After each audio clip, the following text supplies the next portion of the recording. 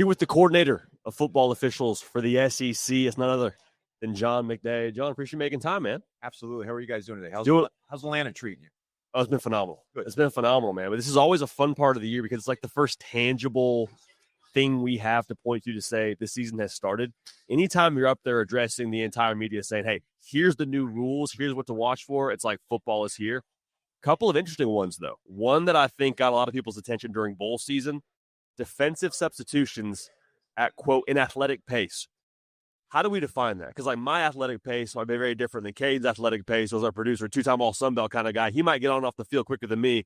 How are you defining that? It's like a miles per hour? What are we doing here? It's yet another judgment we're putting on officials, right? And it's exactly that. It's a judgment. During our clinic next week, we'll discuss this. And, I like the guys to make an allowance for a defensive lineman in September.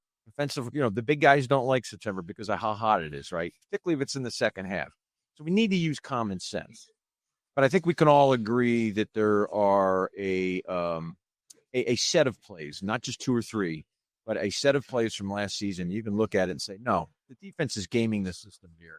They are trying to take advantage of a situation to artificially run down the play clock by using the defensive matchup substitution process to do it. And we just need to get an honest effort out of them to substitute promptly. And using the concept of athletic pace is what we're hoping is going to help the situation. I think a lot of people, like I said, saw that in the bowl game with South Carolina and Illinois. Was that kind of like a tipping point of everyone saying, okay, hey, we've seen this all year, but this is like one of the most visible versions of this. We got to find a way to tweak this rule. It didn't surprise. I actually watched that game live. It did not surprise me when I saw it. It was one of the more plain examples of it, right? And I think it didn't necessarily get John McDaid's attention, but I think it got a lot of other people's attention because of the media coverage that it had afterwards. The play that I showed last year, I think, was a game halfway through the SEC season last year, and it showed the mechanic of what we're going to do once it occurs. We're just simply going to take the center judge off the ball and allow the offense to snap the ball. So in that situation, if you're still subbing guys on and off, 12 men on the field, flag right away on the defense, that's going to work? Yeah, and we're going to something else we're going to work with the officials on is let's warn. Let's try to address this quickly when we see it. Now, if we don't have any examples of it in a game and all of a sudden in a key drive in the fourth quarter someone does it, it puts a lot of pressure on us. But we need to do what's fair to the offense. We created substitution mechanics to be fair to the defense, right? You can't have them take that rule that we created for them to be able to match up substitute in a high tempo offense and do something that was not in the spirit of why we created the rule to begin with. One thing that I think a lot of college football fans, especially those that watch from home on the TV, have been maybe uncomfortable with or frustrated with, or if you're an Ole Miss fan, encouraged about faking injuries or potentially faking injuries or whatever. You don't want to ever say someone's not hurt or they're hurt. But like in this situation, there's been some examples where it's like, hey, they were using tempo and you very conveniently got a hamstring right before the play started.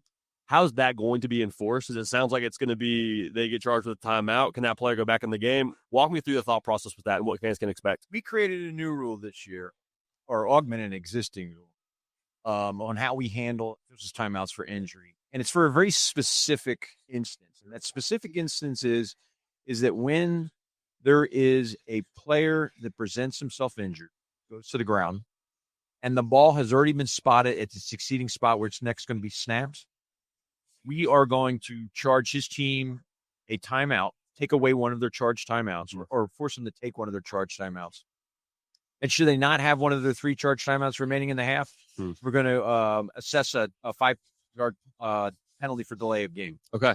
But it's only in the instance when he goes down after the ball has been spotted at the place where it's next going to be snapped. If he goes down prior to that, it's just an official's timeout for injury, and we move on after taking care of the injured player. Interesting. So is there a world where if I'm, the defense and I'm getting gassed and I got my coach saying, hey, after this play, make sure you go down, if that were to be something coaches are doing or teams are doing, is that something y'all will continue to assess and try and regulate? How does that look in the future? If a player goes down during the down and stays down, or if a player is going down as the play is ending, that's not going to incur the new rule's not going to be enforced there. Interesting. So at that point, it's like, hey, even if from everyone watching at home, guy clearly just decided to pass out, but just we got to just roll with that and trust him.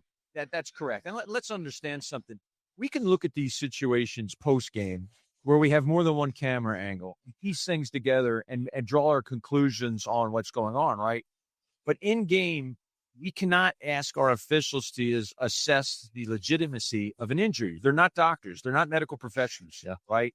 And what we do with the rules is always going to protect officials of not forcing them into the position where they need to ascertain whether or not we have a legitimate injury.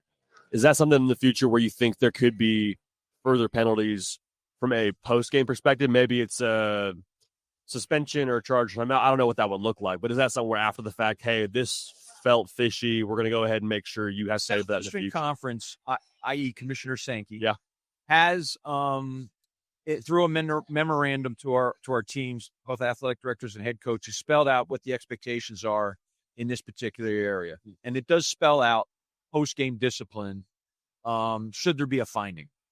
I won't comment on it any further. It's not necessarily the coordinator or football official position to say so, but there are post-game there can be post-game factors involved in certain situations. What else should football fans be looking for when it comes to new rules? I know you mentioned defensive false start. I know the T-bar is something we're talking about right now. Yeah, we've seen a rise in quick coordinated movement by the defense over, let's say, the last 5 years. And the movement is begun to be such that it's designed to try to create a foul prior to the snap on your opponent. The ability for the defense to shift, to stem, is a part of football. We're not trying to take that away. To do it in a coordinated fashion with two or more teammates, we're not trying to take that away. I'm trying to take away the things that they might do to simulate action at the snap to get the offense to false start. Simulating action in the snap is a standard we have always put on the offense. That's the definition of a false start, right? We're now taking that same standard and putting it on the defense.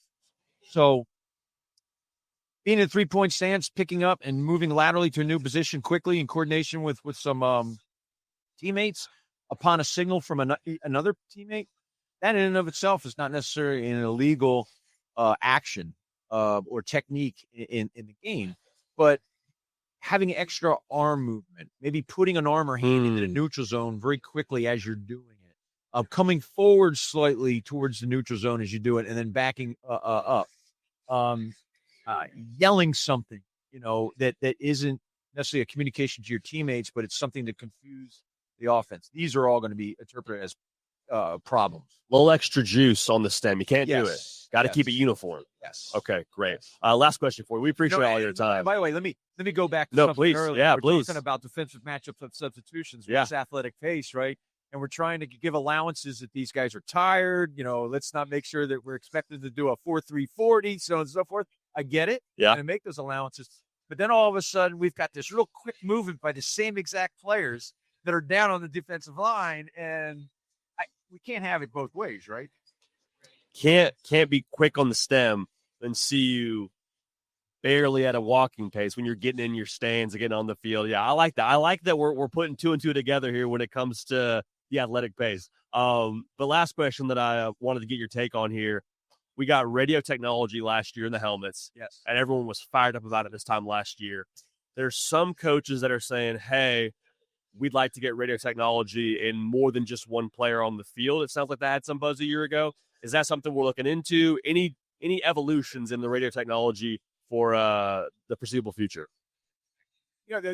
These kinds of discussion happen in committee and in rules committee meetings during the offseason, February, March predominantly. I know they're always looking at technologies to help communicate from the sideline to the players on the field. There are other sports that use other technologies, or wearables, something on your wrist. They use it in baseball and softball to be able to call pitches and whatnot. I know those are being evaluated and looked at. I don't know where we are into how close we may be to expanding a communications path between the sideline and the players in the field that's just more than one play. Awesome. Well, Coach, called you coach. You are essentially a coach of this whole thing when it comes to I get called coach officials. I react to it. You're the coach of the officials, essentially. That's a fair. You're the head coach. when I talk to our coaches one-on-one, there are a lot of similarities between what we do, right? So that's fair. Head coach of the officials in the SEC, John McDaid. Appreciate your time. Thanks, guys.